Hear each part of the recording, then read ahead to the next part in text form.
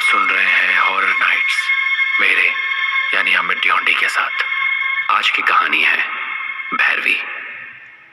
दोस्तों, कभी कभी हमारी जिंदगी में ऐसे डरावने हादसे हो जाते हैं जो हमारी जिंदगी को तितर बितर कर देते हैं और हम सोचते हैं कि काश अगर ऐसा कुछ कर लेते, कुछ स्टेप ले लेते तो शायद हमारी जिंदगी कुछ और होती।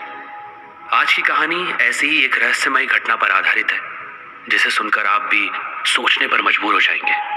तो दोस्तों, ध्यान से सुनिएगा रोंगटे खड़े करने वाली और खून जमा देने वाली इस कहानी को। पूजा को नए बंगले में शिफ्ट हुए लगभग 2 हफ्तों से ज्यादा हो चुके थे। उसके पति अनिल का ट्रांसफर कुछ हफ्ते पहले ही इस शहर में हुआ था। अनिल को यह बंगला सरकार की तरफ से तुरंत मिल गया था। बंगला काफी खूबसूरत था, काफी बड़ा भी था, लेकिन शहर की आबादी से थोड़ा दूर। उस बंगले के आसपास कुछ ही मकान बने हुए थे। पूजा का बेटा गोल्डी, जो 10 साल का था, उसे यह बंगला पहली नजर में पसंद आ गया था। लेकिन जब से पूजा ने इस बंगले में कदम रखा, उसे हमेशा अजीब सा महसूस होता रहा। उसके दिल में हमेशा एक खौफ समाया रहता। सारे पड़ोसी उसे अजीब नजरों से देखकर उससे दूरी बनाए रखते। उस रात डिनर के बाद पूजा अपने बेटे गोल्डी को सुलाकर अपने बेडरूम में आ गई। पूजा को गुमसुम देख अनिल ने मुस्कुराते हुए कहा, क्या बात है पूजा, आज बड़ी चुपचाप हो? डिनर पर भी मैंने देखा तुम्हें ज्यादा बात नहीं की। सब कुछ ठीक तो है ना? अनिल, यहाँ के लोग थोड़ा अजीब नहीं है? मतलब अब शायद हम नए हैं इस जगह पर इसलिए ऐसा बर्ताव कर रहे हैं, या वो लोग ऐसे हैं, मुझे बड़ी अजीब सी नजरों से देखते हैं हमारे सारे पड़ोसी। पूजा की बात सुनकर अनिल हंसते हुए बोला, बस इतनी सी बात, और इसलिए तुम इतना परेशान? मुझे लगा यार पता नहीं कैसी बात है, क्या बात है जिसने तुम्हें इतना परेशान कर रखा। छोड़ो ये सब, इग्नोर करो उनको। ऐसी बात नहीं है अनिल, मैंने देखा है वो लोग मुझसे और गोल्डी से भी बहुत अच्छे से बात नहीं करते हैं। इनफैक्ट बात करने से भी कतराते हैं। पूजा, तुम बहुत ज्यादा सोच रही हो। नए नए लोग हैं, घुलने मिलने में टाइम लगता है, वक्त के साथ सब ठीक हो जाएगा। चलो सो जाओ। इतना कहकर अनिल सो गया, मगर पूजा की आंखों में नींद कोसों दूर थी। काफी रात के बाद पूजा की आंख लग गई थी कि तभी उसकी कानों में किसी की फुसफुसाहट की आवाज सुनाई दी। पूजा ने जब फुसफुसाहट को गौर से सुना तो पूरी तरह से चौंक गई।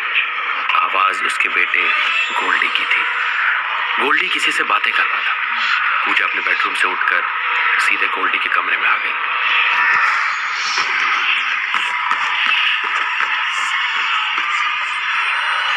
जैसे ही उसने गोल्डी के कमरे का दरवाजा खोला तो उसने देखा गोल्डी बिस्तर पर अकेला बैठा हुआ किसी से बातें कर रहा था।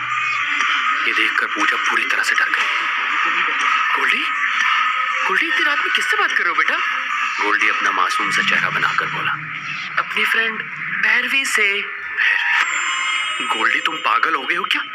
इस घर में हम तीनों के अलावा और कोई नहीं रहता। पूजा की बात सुनकर गोल्डी उठकर पूजा के पास आकर खड़ा हो गया और उसने बहुत आहिस्ता से पूजा से कहा, मम्मी, मेरी और भैरवी की सीक्रेट दोस्ती है और उसने मुझे मना किया है कि हमारी दोस्ती के बारे में किसी को नहीं बताना। मम्मी, आप कमरे से बाहर चली जाइए ना प्लीज। देखिए भैरवी मुझे गुस्से में देख रही है। गोल्डी की बात सुनकर पूजा पूरी तरह से घबरा गई और उसे भी अचानक महसूस होने लगा कि उन दोनों के अलावा कमरे में कोई और मौजूद है। डर के मारे पूजा के रोंगटे खड़े हो गए और वो डरी सहमी चुपचाप अपने बेटे के कमरे से बाहर निकल आई। अगली रात डिनर की टेबल पर उसने यही बात अपने पति अनिल को बताई और अनिल जोर जोर से हंसने लगा।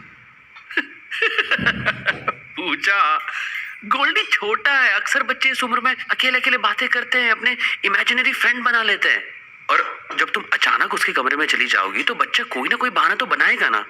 अच्छा ये सब छोड़ो, मैं तुम्हें एक जरूरी बात बताना भूल गया। मुझे आज रात में एक जरूरी काम से बाहर जाना है, तो मैं कल सुबह लौटूंगा, ठीक है? इतना कहकर अनिल काम के लिए निकल गया। रात हो गई थी। गोल्डी अपने कमरे में सो रहा था। पूजा का कमरा गोल्डी के कमरे के ठीक बगल में था। पूजा कमरे की खिड़की से शीशे की तरफ मुंह किए हुए सोच रही थी कि अचानक उसने शीशे में एक काली परछाई को गुजरते हुए देखा। पूजा के पैर डर से वहीं जम गए।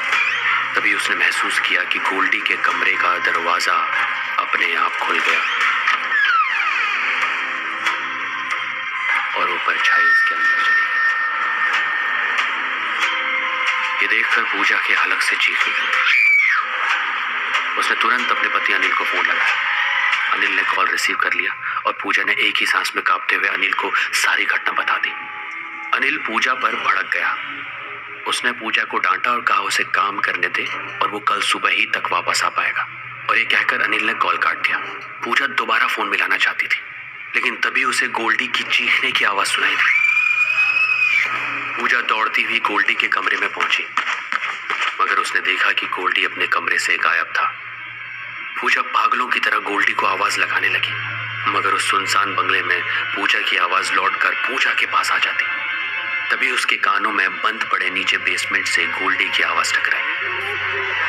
पूजा दौड़ती हुई नीचे बेसमेंट में पहुंच गई, मगर सामने का मंजर देखकर पूजा के होश फाख्ता हो गए। उसने देखा कि उस बेसमेंट में बहुत से लोग मौजूद थे। बेसमेंट की लाइट्स ऑन थी और एक लड़की ब्लैक गाउन पहने उसके बेटे गोल्डी का हाथ पकड़ी हुई थी। पूजा कपकपाते हुए बोली, कौन हो तुम लोग? और ये सब क्या हो रहा है? पूजा की बात सुनकर गाउन वाली लड़की मुस्कुराकर बोली, मैं ही हूँ भैरवी, तुम्हारे बेटे गोल्डी की दोस्त। गोल्डी बेटा इधर आओ, इन लोगों के पास खड़े मत हो, आ जाओ मम्मा के पास आ जाओ। पूजा ने नोटिस किया कि उसकी बात सुनकर गोल्डी के चेहरे पर गुस्सा झलकने लगा और वो गुस्से में बोला, नहीं, मैं अपनी फ्रेंड को छोड़कर अब आपके पास नहीं आऊंगा। मुझे यहाँ पर बहुत अच्छा लगता है मम्मा। तभी उस लड़की ने मुस्कुराते हुए पूजा की ओर देखकर कहा, घबराओ मत, गोल्डी अब तुम्हारे पास कभी नहीं आएगा, लेकिन तुम भी यहाँ से कभी वापस नहीं जा पाओगे।